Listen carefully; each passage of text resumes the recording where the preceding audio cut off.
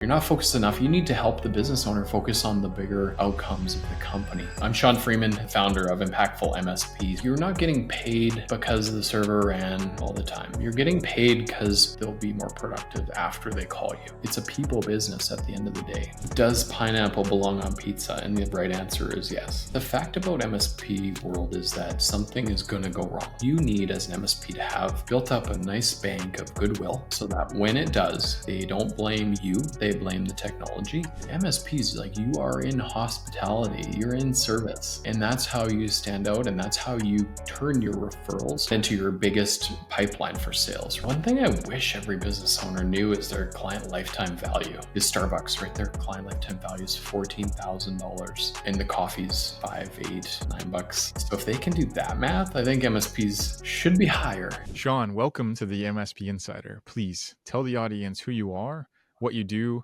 and why the hell did you do it? Thanks, Jeff. Thanks for having me on. I'm Shawn Freeman. So I run and I'm the founder of Impactful MSP. So I coach MSP owners. I have an elite mastermind. We're launching a free community in April. And the reason I do that is because I had an MSP. I bootstrapped it. I figured it all out the hard way, and I don't want other people to have to do that. And also, I just see such a need in our industry to raise the bar. There's not a lot of regulation, so let's just do it by helping people learn why they should be doing things in a better way, and help them level up. So that's why I do it. Yeah, that's awesome. That was a great way. When I interviewed Matt Lee, he had said something really similar too, and I hadn't ever really thought about it until he said it sort of so blatantly and flagrantly. Even was like, there is no minimum bar of, or even a litmus test to call yourself an MSP, right? Like he just went through this easy checklist. But you're right. Like it doesn't take much more than I'm an MSP to be an MSP. It's fascinating. I like how you just say Matt Lee and you're like, yeah, you know who he is. Yeah, of course. Yeah, big Yeah. deal. I was super fortunate in that regard to, to even get the conversation with him. And he just brought, so much value to it. Um, he was great. So the framework for the show is that we actually start the conversation by asking you a question that was left behind by my previous guest. And so this is a first, actually, because it's a two-part question. And the question comes from Megan Killian. So the question that she left behind, I guess technically questions, is what is one thing that you wish every single business owner you talk to knew?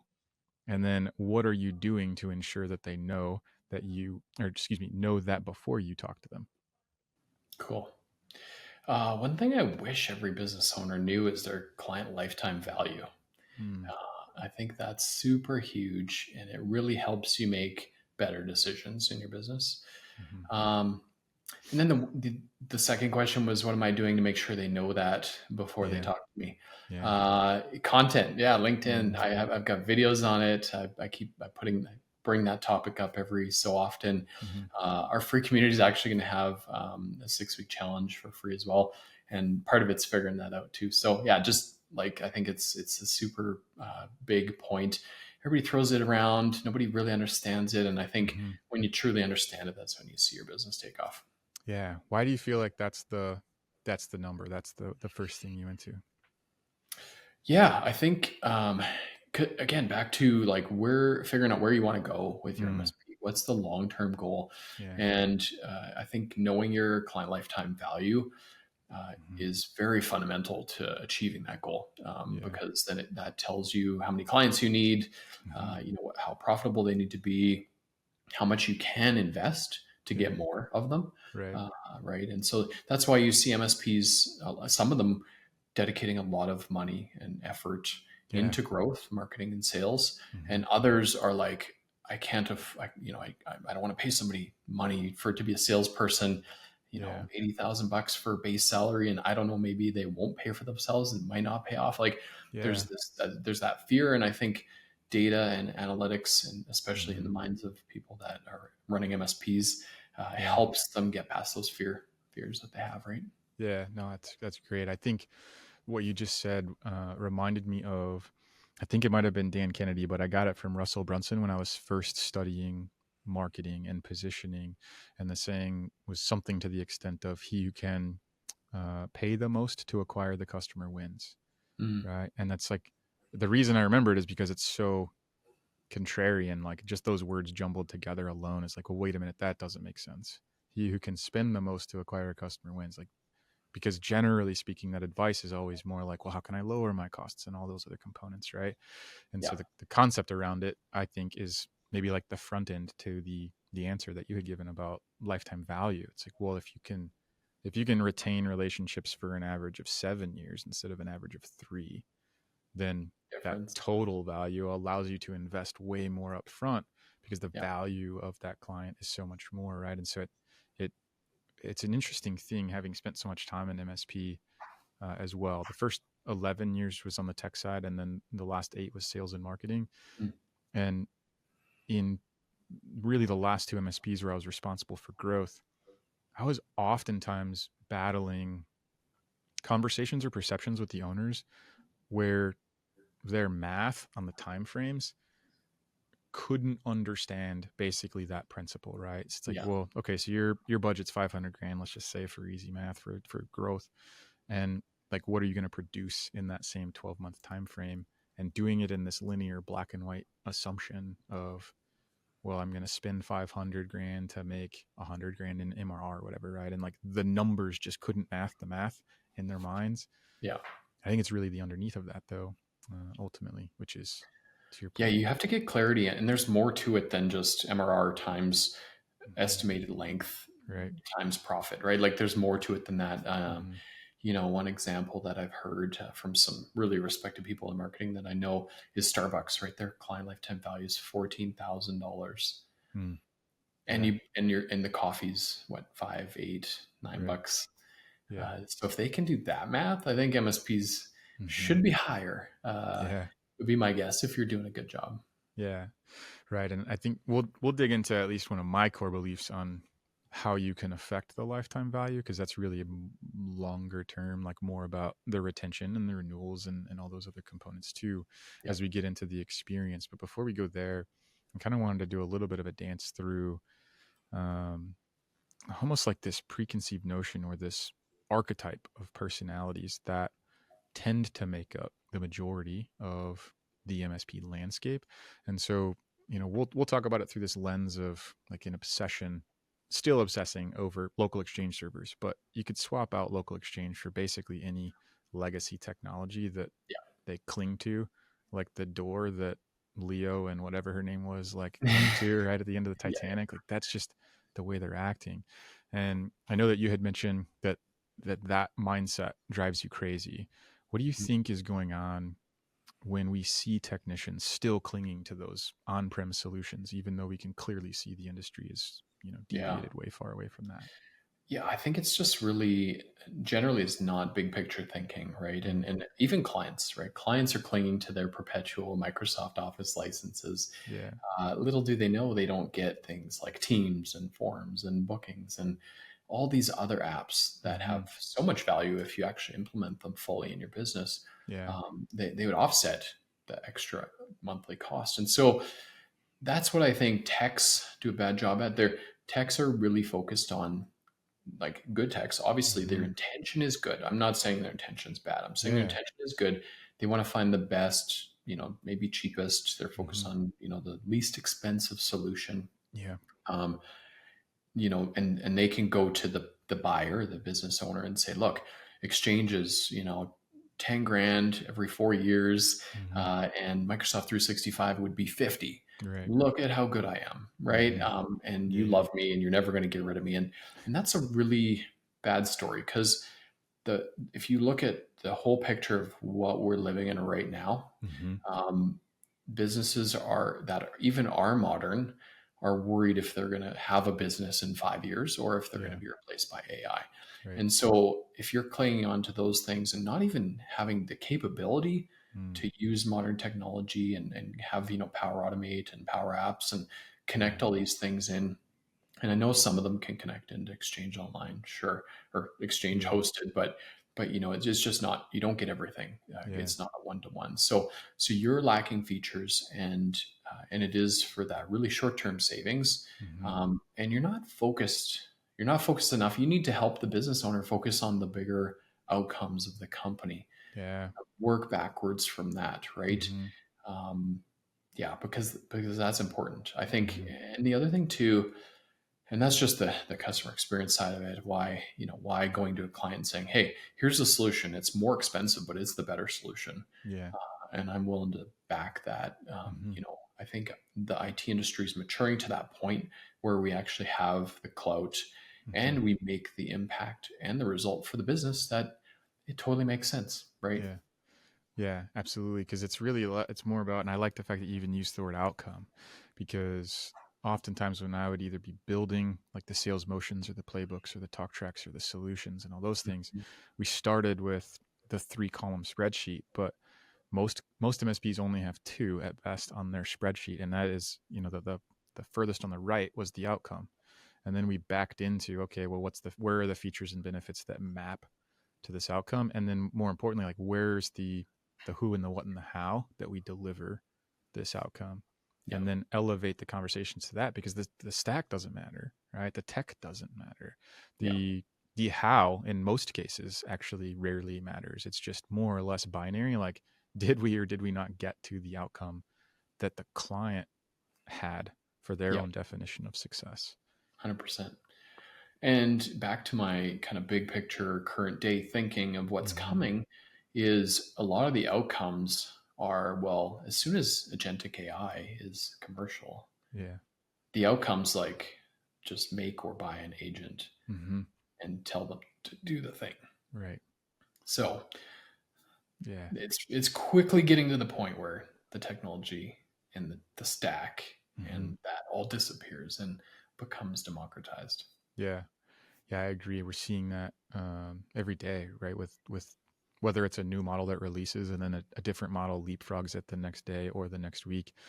The thing that you have to think about offensively is putting yourself in a position to adapt, to adjust, right? Like, you almost have to create your reality in such a modular way that's Yeah, agnostic to the tool, the stack, the whatever, because that's the way everything's going. And you can't ignore that. Like, you just have to open your eyes and see it. But it yeah, also seems really to the essence of what we've already talked about. MSP as an industry, for some reason, maybe because of its immaturity as an actual industry, but like, it's been the okay way we've always done it, that we like end up clinging to whatever was 5 years ago. And then we also sort of let someone else go out and take all the bullets before they establish a way to do it. And then we lean in and we'll do it too. But I just don't think that's the case. Like, you can't survive no. with that mindset anymore. No, and honestly, the two different MSPs, if we're going to compare, like people that are like, yeah, we want on-premise servers, they're more, Mm. they're cheaper, they're versus the client that's like, or the MSP that's like, no, I just want clients that are fully cloud. They Yeah. could have an Azure server, or hopefully they don't have any servers and they have Mm. SaaS-based applications. Right. So those two MSPs, if we want to compare them, the one MSP that's managing physical servers is spending a lot more time managing technology. Mm-hmm. The other MSP is spending a lot more time having conversations with the client about, hey, you've got this stack, it works great. Mm-hmm. There's a lot of the management is just happens now, Yeah. and the tools that we use support it. And a lot of the if your tools just manage themselves, right? Yep. And so then you can have outcome conversations. You can get to know their business better, and you Mm-hmm. can become that trusted advisor. That's like, what's taking a lot of your time? What are the risks that are keeping you up at night? Let's Mm-hmm. put solutions together. And I have the time to do that as an owner that's maybe on, under 10 people in an MSP, Yeah. because I'm not putting fires out. I'm not going to reboot servers at 2 a.m. I'm not, Mm-hmm. checking if the backup happened to the NAS or the Yeah. Yeah. whatever appliance you're using, right? So Right. that's the difference. And Mm-hmm. it's really a focus on either the current fires, which is really chaotic, Mm-hmm. or the future. And if you're an MSP focused on the future with your customers, Yeah. then another one that does that isn't going to be able to come along and take your business as easily, right? Right. So Yeah. that's the world we're in. Yeah, I agree. And I want to transition kind of to really the heart of that, I believe, as we think about ultimately customer experience. I talk about this a lot because I saw it firsthand in that, you know, in the 5 MSPs I worked at 7 times, like, there was a clear differentiator between really only one of them that saw themselves as a service company rather than a tech company. Yeah. And when we're talking about service companies and client experience, we even had a focusing question, excuse me, on the leadership team, where when we were at the leadership table looking to make systemic change decisions in the business, we had one like gut check focusing question, which was, how does this affect the client experience? Yeah. Right. And we might have been trying to solve for a margin issue or like anything, insert any other criteria.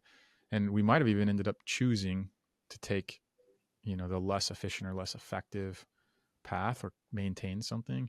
because if we made the decision without that lens, then we would be intentionally making a worse outcome, so to speak, or a worse experience for people. And I Back to know, the client lifetime value, right? yeah, exactly. Right. And like, it's the small, tiny inputs that you can control that ultimately generate, those outputs that you measure over the long haul. Yeah. The fact about MSP world is that something is going to go wrong, Mm-hmm. right? And so you need, as an MSP, to have built up a nice bank of goodwill Right. so that when it does, they don't blame you, they blame the technology, Mm-hmm. and they know that you'll make it right. Yeah. Whether that costs you money or not, Mm-hmm. maybe it does. Right. But you have to do the right thing. Otherwise, it's just a matter of time till you lose that client Yeah. because it's trust. It's all Mm-hmm. trust, our business. Yeah. Yeah. And the funny thing too is we are a service business, the MSP world. Mm-hmm. But I think we're quickly evolving and maturing to where we're now like not service because the service is going Mm-hmm. away. The Yeah. amount of problems computers have today Mm-hmm. is 10% of what they had pre-COVID. Sure. And so in the next 5 years, there's going to be Copilot just solves your IT problems. Mm. Right. And so then the next thing that MSPs need to be doing is being that trusted advisor, being the outcomes Yeah. person to Right. help businesses find them. Yeah. It's almost like, We uh, become a lawyer or an accountant. yeah, which is a great thing through the lens of really one of the other challenges most MSPs have, which is like always competing on price or not actually getting paid enough or charging enough for the services that they provide. Like, we can finally show up to the table the same as your 200, 300, 400, $500 an hour professional services. Yeah. And you can focus on the things that allow you to command that pricing structure, right? Like, with Mhm. we believe that ultimately MSPs are truly the stewards of ushering in AI to SMB, because they already have the relationships, they already have the trust, and everything is changing and reshaping around it. Yeah. And small business already recognizes that AI to an extent is the future, because they're already sidestepping the MSP and going straight to big tech or consumer tech, right? They're going straight to OpenAI and getting ChatGPT licenses and Claude and Anthropic, like all that stuff. Yeah. And they're bypassing the MSP. So naturally, an MSP could take command of that scenario and say, well, Mr. or Mrs. Business Owner, like, let's sit down and actually think through, how do you make money? Right. And how do you differentiate? And Yeah. walk me through how you do what you do, period. And then sit there and actually consult with them to say, well, we could bring these couple of solutions in that will either allow you to do it faster, more efficiently, more effectively, or charge more for it. And to your point earlier, like, now we're focusing on truly sitting down for outcome conversations and Yeah. then guiding people to it and building insanely strong relationships that are going to, to the opening, Yeah. increase that lifetime value as well. And to be honest, the world of AI coming, full force is great. What I think is actually more powerful is the buzzword of AI Mm-hmm. has made business owners start to think about business efficiency, Yeah. right? Because for the longest time, they've had tools that they could use to automate the systems they already have. If they're on QuickBooks Online and HubSpot CRM and these cloud-based systems, they have automations already, they have integrations already, Mm-hmm. and none of that's AI, none of it at all. Right. And it's been out for a decade, Right. right? But not no Mm-hmm. businesses have put it in place or using it. Yeah. And MSPs have done a bad job at pointing that out, helping Mm-hmm. them figure it out. Yeah. We've been stuck on like, well, should you move to the cloud or not? I don't know. Yeah. Like, Right. and plus, like, then the explosion of the cybersecurity need, which we've seen, has been a Mm-hmm. big distraction. Obviously, we need to do it, but Yeah. we have to focus. We've had to focus on cybersecurity, Mm-hmm. but now if you're an MSP and your differentiator is cybersecurity, you have no differentiator at all. Yeah. You've Yeah. you It's been a strange, like, it's it's not surprising that it's kind of evolved the way that it did, because the application layer stayed like 10 years behind the physical layer, right? Like the performance of the hardware and stuff. And then business as a whole is sort of lagging to the apps they run on as well. So we've already kind of created, let's just call it like a 15-year Yeah. delay Yeah. in how a business runs compared to what technology is today. And And but yeah, the go ahead. problem with that in today's world is you get wiped out by an AI business in two Yeah. years Right. if you Hmm. don't get on it, right? So Yep. now Yeah. it's more urgent. Yep. That's like the warning that MSPs and small businesses need to understand, is like, this is one of those things that you cannot afford to stay on your heels about and wait for someone else to figure out. The only thing to do is to lean into it and start figuring it out on your own, right? Demystify it, enable your people to understand it, and start working with it. And 100%. yeah, interesting. The Yeah. thing, Figure it out with your MSP, yeah. learn from each other, right? Hmm. Yeah, I wanted to talk a little bit about your business philosophy at TWT as well, Yeah. because one of the things I loved when I saw it was really making IT the easiest part of anyone's day, like a very different philosophy through that lens as we relate it to customer experience. Yeah. And even just saying that out loud, like I can tell, I can feel how different that is for most MSPs as far as messaging or positioning or ideology goes. Yeah. So, why do you think that MSPs struggle to prioritize what should be like their core value proposition? Hmm.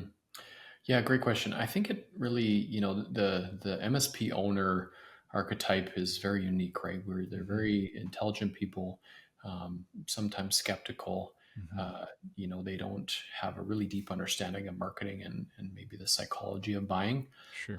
And then again, they haven't taken the time to understand the outcomes that businesses are looking for, right? Mm-hmm. And so, really building that empathetic muscle Mm, as like a very analytic, technical person yeah. is really what I actually see sets the like amazing MSPs apart from the ones that struggle to get to a million or more. Mm-hmm. It's just if you want to build an MSP, you can accidentally build a $500,000 MSP Yeah. without much effort or skill. I mean, Mm-hmm. technical skill, yes. Business skill, no. Right. But to get beyond that, you have to actually build your business owner and leader skill set. Mm-hmm. And that doesn't, you don't get that with a technical degree. Right. So you're really outside your comfort zone. Mm-hmm. And that's where you see people either get in their own way Mm-hmm. or figure it out or bring on a partner who is strong in that point, Yeah. and can kind of run with those things and they're an expert. Yeah. And I like that you chose the word, or at least said the word empathy too, because I oftentimes saw similar things as well. Like I didn't have a technical background, didn't go to school for any of that. I was a people person who had a psychology and a sociology at a criminal justice degree, Yeah. but I paid for college by going to computer, by dealing with computer jobs, right? So like I just stayed in it. But the thing that I could never stop seeing along the way was like the emotional intelligence component, the soft skill component, right? Like the interpersonal related skills, and empathy, vulnerability. Like several of those were the key words to your point, which were like the traits that differentiated the $10 million MSP from the sub 1 million or the sub 2 million. For sure. Um, Even the support desk from the ground up, yeah, from frontline right. up, you have to have good bedside manner as Yeah, a IT yep. person. And half the time you're a bit of a psychologist because you're trying to walk people off the ledge. They're Mm-hmm. frustrated, they're Yeah, upset, they're emotional, right. and you're their last result. Mm-hmm. And so there's just a lot of very unique intricacies there. Yeah. One of the things that you had put out that I think ties a couple of those points together as well was that great customer service actually starts with a great employee experience. And I really wanted to spend a little bit of time here because to me at a it agitates the elephant in the room in most MSPs, where we don't know how to build a business. We didn't go to business school, right? We don't have a lot of management experience. We're Yeah. adding people to the team out of necessity versus like intentionally putting them into a system that has full documentation, all that stuff, right? So like we're pretty reactive as a business, even though we preach proactivity. And so it was really interesting to read and think through. I mean, whether people just call it culture or anything else, but I really wanted to get a better understanding about how you saw or what you saw as it related to the employee experience Yeah. and how that delivered all the way through to a customer experience. Yeah, it's just like anything. If your employees feel safe, well taken care of, and are aligned with your mission as a Mm-hmm. business, which a lot of MSPs don't have one of those, Yeah. um, and have communicated, if they're aligned with those three things, sometimes the salary isn't like really Mm-hmm. doesn't matter as much. Like, sure, Right. they need to pay their bills, but they could probably go make, another 20% somewhere. Mm-hmm. Um, and that's the thing too, is if you don't have those, you have to make it up with Mm-hmm. being market competitive on the salary, because Yeah. people value a balance between those things. Yeah. The other thing too, the biggest mistake I see small MSPs as they're starting out making is their first hires are really people that aren't technically skilled yet. So Mm-hmm. they're juniors, they're 40, 50K a year. Yeah. Um, and the problem with that is because you can't delegate to them. Mm-hmm. You have to give them a ticket and then help Yeah. them through most of Right. them, Yeah. right? You've And compounded the work when you were trying to reduce it. Right. yeah, so you run into that problem, and back to the poor business skill, right? And the Mm-hmm. long term strategy and the customer lifetime value. Yeah. Um, if you had all those things figured out and you had your mission and your vision, you wouldn't make that mistake, right? Right. Yeah. And then secondly, as your business grows and evolves and your team grows and evolves, really, making sure that stays healthy, right? Yeah. It's an active thing. If you Mm-hmm. can't hire a person who's an A player and just Yeah. forget about them, right? Right. Oh We're man. people, right? You have to Mm-hmm. manage people, you have to take care of them, you have to make sure, the roadblocks are getting put out of their way, Mm-hmm. everything Yeah. you can do to support them. Yeah. And then at the end of the day, as your team evolves, and different things are required, you need to have, like, the business might outgrow what the people want to do. So Yeah. sometimes I've seen instances where somebody gets promoted and then they're failing, right? And Mm-hmm. so Yeah. they now, maybe they don't like the new job, and the manager hasn't had the conversation and figured that out, and Mm-hmm. so now they're disgruntled and not performing. And a lot of smaller MSPs, under 5 million, don't deal with it, Mm-hmm. right? They let it fester, and Yeah. then that person starts to slack off, and the bar for the performance of your team, Mm-hmm. um, is set by the lowest performing person. Yeah. Absolutely. Everybody will go to that mean. They Mm-hmm. won't, if you have a great team and a couple underperformers, Yeah. everybody will be like, well, if they're getting away with it, that's not fair. I'm going to Yeah. stop trying so hard, Absolutely. right? And Yeah. so you got to manage that, and a lot of MSPs are afraid to, right? Mm-hmm. And it's tough conversations. Again, Yeah. back to that Yeah. EQ, The EQ. right? Yeah. Mm-hmm. Yeah, Yeah. The thing that I again watched play out and experienced on my own, personally going through like the Peter Principle process a couple of times as well, which I don't fault anyone for, because that you just have to get to that point to know. It's really just like, can you experience it and understand it and learn and grow from it? yeah. Or to your other point, like was I willing to go have an uncomfortable conversation with my manager about like, look, I thought I wanted this. And yeah, it was a progression in what I thought was the right direction. But like, let's be honest, this isn't for me, or it's not where my magic is. So, is there an option here, or do I need to find other options? And Or sometimes there's training missing. You're just yeah, missing the right. leader. Like, you put people in a leadership position and don't train them how to be a leader. Mm-hmm. What do you expect, right? Yeah, that was me. Yeah, Yeah, absolutely. so, like, it's great to see platforms like Empath coming out focusing Right. on that Yeah. people training, right? And Mm-hmm. Yeah, um, because every MSP that I was a part of, including all the peers that I would talk to, whenever you do like your annual SWAT stuff or you'd like survey the team, right?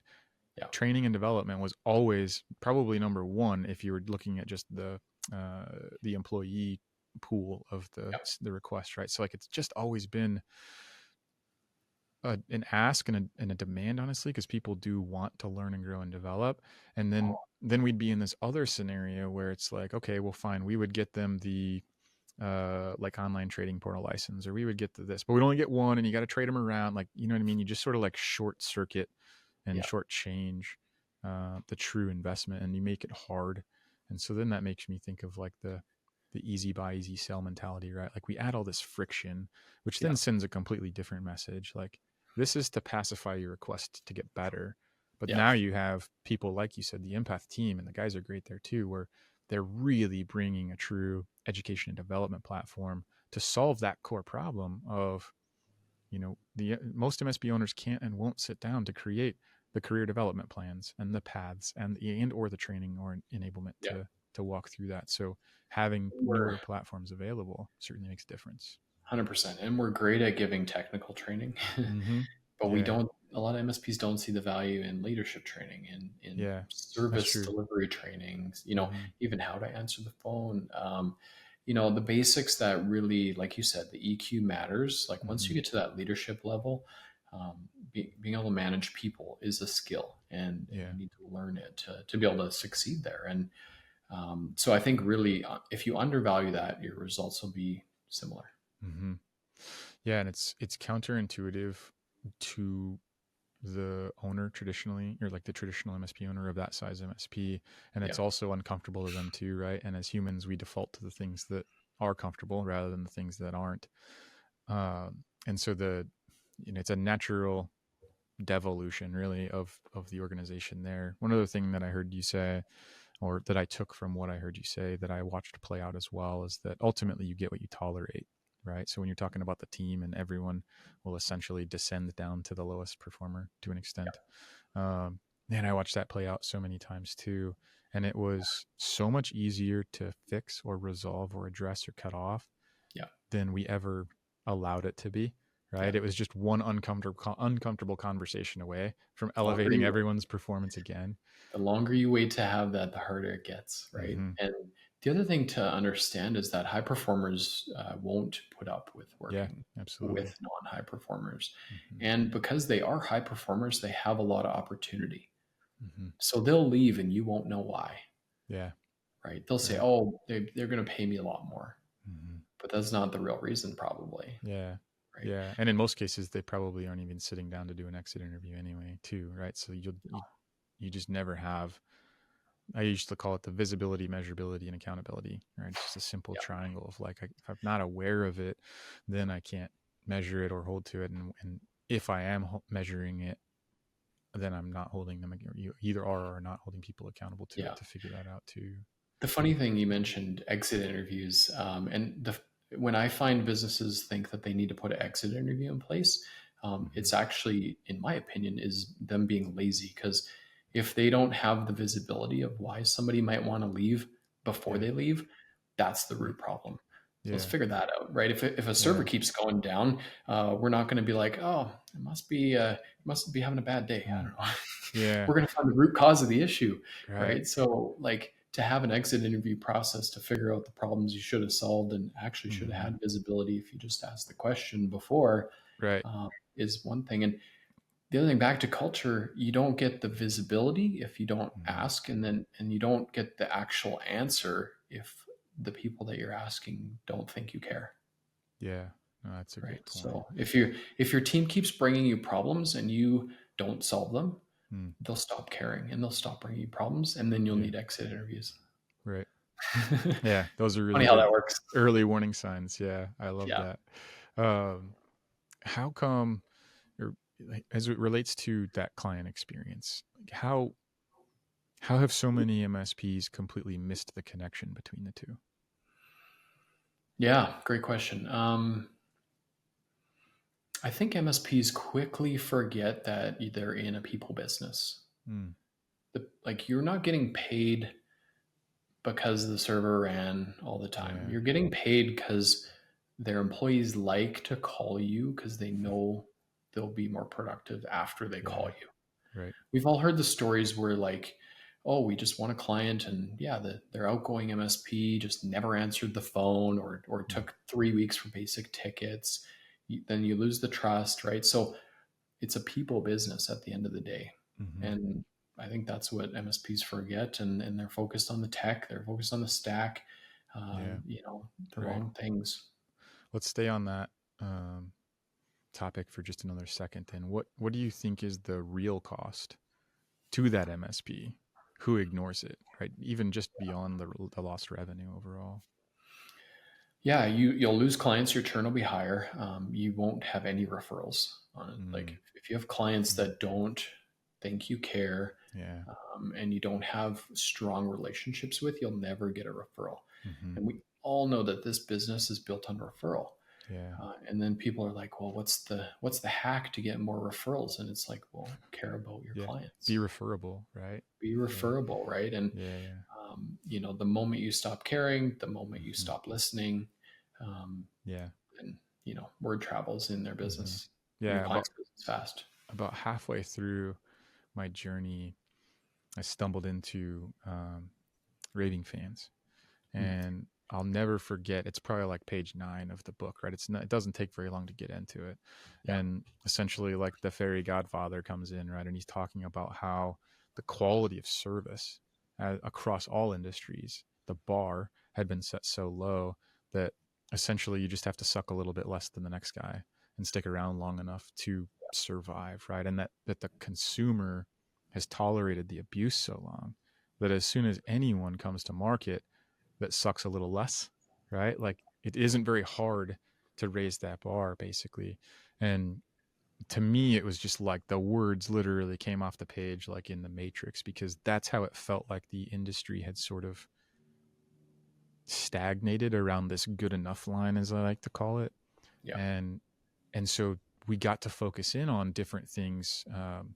And at that particular MSP where we did care about those things, we went as far as to uh, bring in it was either an agency that consulted with the Ritz Carlton, or it was the Ritz Carlton's extension that they do that training. And it there was you like go. hospitality training, right? It's like, Yeah, wow, you bring hospitality training to a bunch of tech people, even if we don't absorb it all, and even if it's pretty uncomfortable, and even if, right, there's a lot of even ifs, but we set the mm. bar a lot higher with what we aimed to deliver. And Is it that did. Julius by Yeah. chance? Yeah, it was Did Julius. Yeah, Yeah. yeah, yeah. Yep. Great book. Yeah, the great book. Yep. And being able to like reorganize all of the service delivery components around that. I mean, I still have the little postcard thing, just Yeah, an arm's reach away. Um, but it changed the way that I saw everything from that moment forward, right? It actually changed the way I experienced going out to restaurants as well, because I started noticing things like, well, why did I get a red napkin, but every other table had a blue one or a white one or a black one, right? Like, and you could pick up on those things that I just otherwise didn't have the worldview or the experience or the understanding about yeah, programmatically designing an experience that you want your customers to have, yeah. which There's the is, Zappos as well, right? So mm-hmm, Tony Shea, he's got a really great yeah, book. The other one that I actually recommend people in the MSP industry, anybody read, is the 11 Madison Park story, Unreasonable Hospitality, yeah, mm-hmm, right? Because like MSPs, like you are in hospitality, you're in right, service, yep, and that's how you stand out, and that's how you turn your mm-hmm, referrals. yeah, That's how you turn that into your biggest pipeline for sales, right? absolutely, yeah, Everybody has this idea that, okay, well, once you outgrow, you get to 5 million, there's no more mm-hmm, referrals, you have to have a big sales team. yeah, Completely wrong. When we right, were 5 million, we had more referrals coming in than right, any other sales yep, pipeline, and we were growing 40% a year, mm-hmm, which is like really strong growth. yeah, So yep. so yeah, you just have to be intentional about it. Yeah, I just read that book too. I think it's even behind. Yeah, it's laying there. Unreasonable Hospitality Oh yeah, was right to there. me like that was where raving fans left off through the lens of like, how do I actually apply this to my business, right? Like, where can I pull the adaptation of just thinking about it so much differently? And it was the Julius stuff that I was thinking of when I was just going back through that. It's like, man, it was just we had to slow down long enough to set our intentions and understand how we wanted to make people feel, and then Yep. take care of like the little micro commitments along the way. And then to your Cool. point, it was like we didn't even have an outbound motion or a marketing department. We were just growing to about the same rate with Yeah. inbound only, right? Right. 6 or so a month.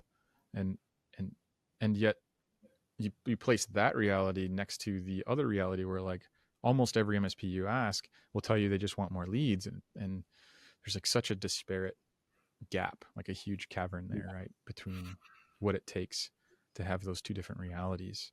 And it's not Yeah. as hard as we make it out to be, I think, is the other issue. We over engineer it, right? We No. The other overcomplicate it. And the other thing too is if you're getting referrals and your referrals are saying these guys are amazing, yeah, they Mm-hmm. charge more, but it's totally worth it. Right. Then now you don't have to go in with a scarcity mindset, being like, "Ooh, I hope I'm a dollar less than the next guy," Yeah. right? Right. Which is like, no, thank you. I don't want those clients that are picking the bottom, right? Mm-hmm. I want Yeah. the clients that saw the most value. Right. So, Yeah. And I think we've done a good job of uh hopefully not overgeneralizing, but we've at least put some things into buckets because I think that's the way that it works, right? So for sure. the technical owners, right, that generally care more about their stack than they do about customer outcomes. What happens when technical founders prioritize their tools over the problems that those tools are actually there to be solving? Yeah. Yeah, it's interesting. And when they prioritize their pricing and their Mm, comfort of not having a sales conversation that goes like, yeah. hey, Mr. Customer, 5 years ago, we didn't have all these security problems. Hmm. We need to take you from 100 a user to 175 a user to keep you safe. Yeah. And being able to have that relationship built. Hmm. And because it's an uncomfortable conversation, you might lose the revenue. But if you do the math and you look at your numbers, you're probably losing money on that client Yeah. because your tool stack, if you're just including it in all you can eat, Hmm. because you're doing the right thing, which most people are and they intend to, Yeah. these people could be costing you money, and actually the clients that are paying the right amount, Hmm. um, it's taken away from them, right? Because you Yeah. should be providing better service to them, which would lead to more referrals, Yeah. better outcomes, right? Yeah.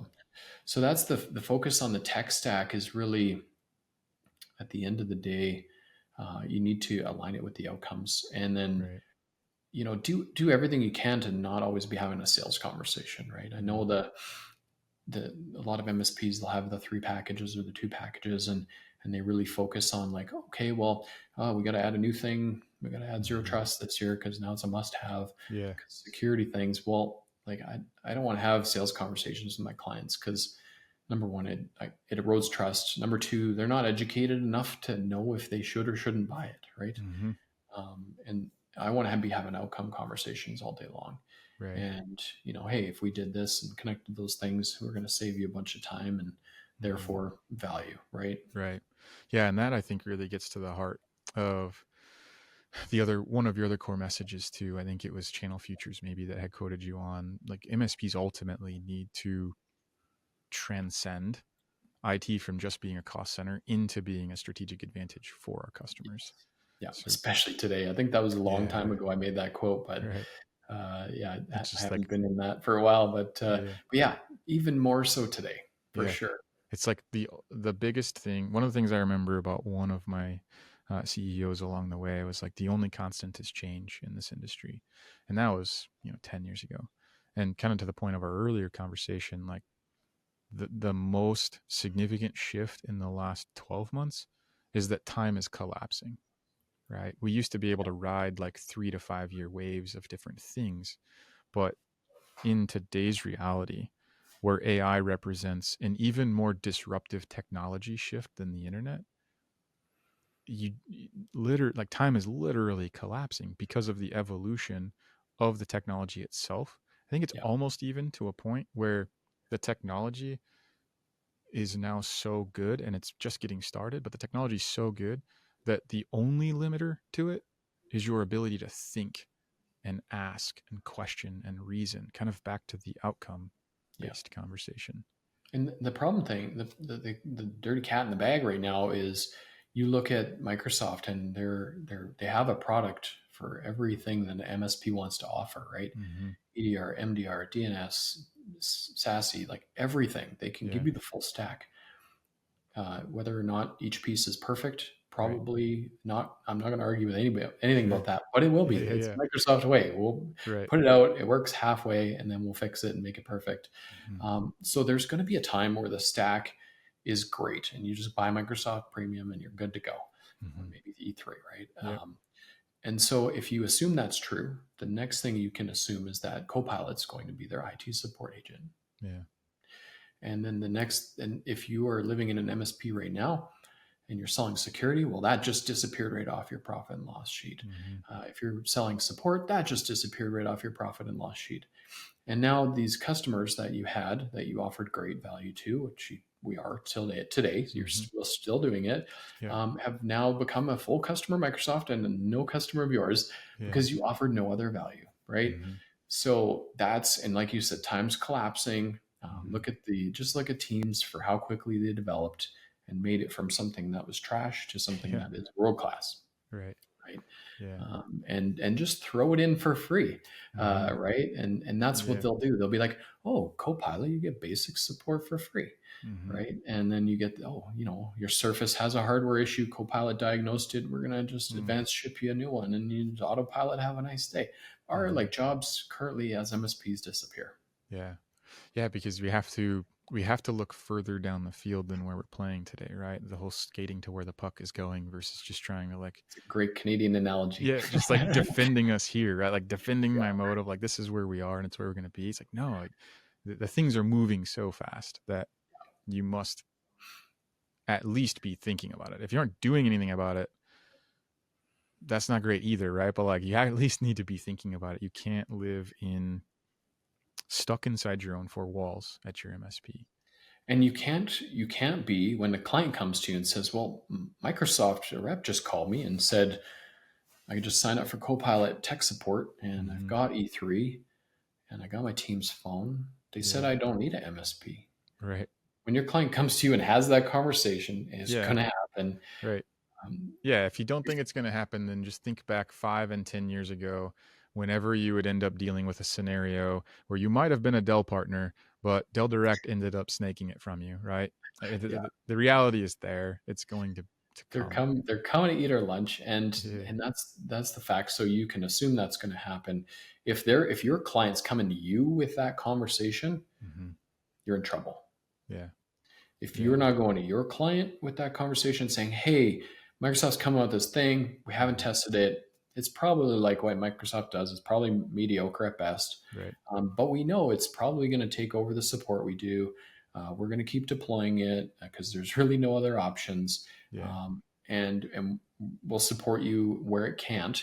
But the future is, how do we help you make your business better? Let's start Mm-hmm. having those chats, Yeah. right? And I think that's, a lot of people are focused on the cybersecurity, and honestly, it's important, but it's a red herring, and Mm-hmm.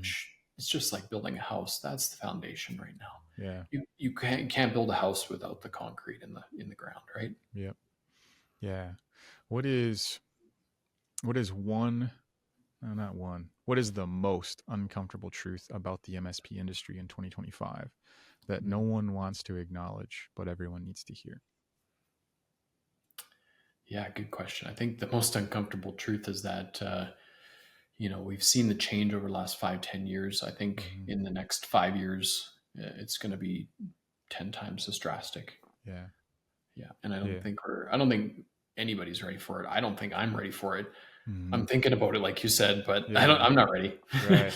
Right. And I think, I'm coaching MSPs, and I'm like, okay, we got to figure this yeah, out. We like got to figure out how we where is it evolve. going? Yeah.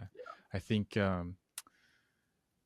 because time is collapsing and because we had a propensity to sit and wait before, one of the other truisms that I discovered over those 18 years of being in MSP is that if I wasn't already in motion, then I never could have seized the opportunities that I got along the way because I Yeah. wouldn't have been in a position to do so. I think of it almost as like trying to jump on that moving train versus stepping on it at the station Yeah. or running parallel to it, right? Yeah. And so The maybe other, that's like the call to arms, so to speak, for the MSPs is like, you don't have to get it right. Being wrong is okay as long as you're doing something to really just learn and get into it and understand how you can use it in your own business. Then you can turn around and, yeah. champion those kinds of solutions for your customers. The other thing back to leadership is that being vulnerable is actually a superpower, Yeah. right? And I don't think technical people see it that way most times. Mm-hmm. And so, again, we can all relate to a situation where a client has brought us something and said, "Well, what's this? And why didn't you tell me about it before?" Mm-hmm. Right? Yeah. And that never goes well, right? Right. But Yeah. if you are the MSP that's vulnerable and like, "Hey, like you might not need us in 3 to 5 years, Mm-hmm. but how can I get to know your business better so that I'm still useful Mm-hmm. when you don't need us for all these things you're currently paying for? Yeah. And how can I make sure that that transition is as good for you as it can be?" Yeah. Because Yeah. then it shows that like you understand the future, Mm-hmm. you Yeah. you are authentic, and you're Mm-hmm. vulnerable, and you're human. And Yeah. I think that matters more and more as we get into AI. Because Right. now the business owner's like, oh, my IT guy's a human. I care about him. I don't Mm-hmm. just want to put him out of business. I want to bring him in as an asset, Mm-hmm. right? Like that's the thought process. And I think Yeah. that's where that mindset shift for MSPs needs to go. And we Mm-hmm. need to be proactive, right? Like you said, we sell Mm-hmm. proactivity, but we are Right. not proactive a lot of the time. Yeah. The first thing I thought of with what you just described is another marketing truism, if you will. But the saying goes that if you can articulate someone else's problem more accurately than they can, then they will automatically and subconsciously associate you with the solution. Mm. And I want to tie that to really one of the most subtle things you said, which is like, just go have the conversation with your clients, right? You don't have to get it right. You can Yeah. be real and you can be vulnerable and say, look, no one knows where this is going. Yeah. We can read some tea leaves maybe, and we know what the technology is available today. And oh, by the way, you're using stuff from 10 years ago still. Like, Yeah. we've got to make some sort of decision here. We might get some things wrong along the way, but we're not going anywhere. And just start having the conversation. It reminds me of so many times when I'd get pulled into a frustrated client situation, right? And one of my first questions is like, when's the last time we talked to the customer? Has anyone talked to the customer? I don't even want to talk to anyone until I pick up the phone and I talk to the customer. And I Yeah. can gladly and happily walk into a conversation that I know is a beehive and just simply say, Shawn, I don't have all the facts. I just was made aware of what's going on. Please help me understand where you're at, what's happening, and go from there. Like, okay, Yeah. great. I'm not going to fix the problem on this call, maybe, but I will get back to you within 40 minutes to take care of it. And we just like shy away unintentionally, maybe even unknowingly. We Yeah. shy away from leaning into the communication and the expectations part of the business. Yeah. The other thing too is I think you alluded to partnership, right? So Dell, Mm-hmm. obviously Microsoft's a big partner for MSPs, and so I think that's super important because if you look at MSPs right now, me and you can both probably agree with pretty high certainty that Microsoft's coming after our lunch, right? Mm-hmm. As an MSP, Yeah. and so. But if you asked Microsoft, probably literally nobody at the company would say, I agree with you. Yeah. They Right. will say, no, we care about our partners. Mm-hmm. Yeah. um, but if you cared, Microsoft, and this may be a Mm-hmm. call out to Yeah. Satya, if you cared, you'd have the conversation with us They would. Yeah. and you would say, here's where you need to go. And Mm-hmm. here's how urgently you need to go there. Because Right. a lot of MSPs are believing that, oh, yeah, no, we're not going to replace you. Yeah. But all your actions tell us you are. Right. The fact Yeah. that you are developing things that we are offering and you're replacing what we Mm-hmm. offer Yeah. Or every month. the fact that the way they decided to handle the NCE changes from the last 3 years twice, right? Like, Yeah. those two situations alone should tell all of us. Like, Yeah. that is the big giant red flag that shoots up into the sky, right? That's the flare. They don't 100%. care. Like, we are so insignificant, and the footprint that we take up are so insignificant on their P&L Yeah. that that's how they treat it. They'll just shove the change down your throat and don't care, right? With no enablement, And no training. yeah, and I'm not saying that they are trying to take our business because they're Mm-hmm. not actually going to take the support and all that stuff from us. Yeah. They're actually just going to make it not necessary, Yeah. right? Yeah. Like Right. hardware is come full circle, it just works. Mm-hmm. If your cloud app is in a browser, you need a Right. browser that works, right? Yeah. You'll go to a So, program that does. Yeah. so they're actually looking at like how are these things that MSPs are charging 50 100 $150 a user for, how do Mm-hmm. we democratize them, and now it actually costs like $1 a month for Right. another license, or Yeah. another $10 for Right. Copilot IT, Yeah. right? So, and I think with tech we can all agree that everything technology eventually, there's a part where you can make money on it, and then Mm-hmm. another section where it starts to race to the bottom, and then the next section is just free. Yeah. Right. And that's Yeah. like, you look at like the one thing I always like to ask is, what's the thing that's not going to change? Mm. Yeah. It's a good question. And then put that through some constraint theory, right? And like Yeah. strip that down to some first principles too. And make that your differentiator as an MSP. Yeah. Love that. I think that comes from some of the Amazon thought process, if I recall Bezo, right yeah. too. Yeah. Bezos. Yeah.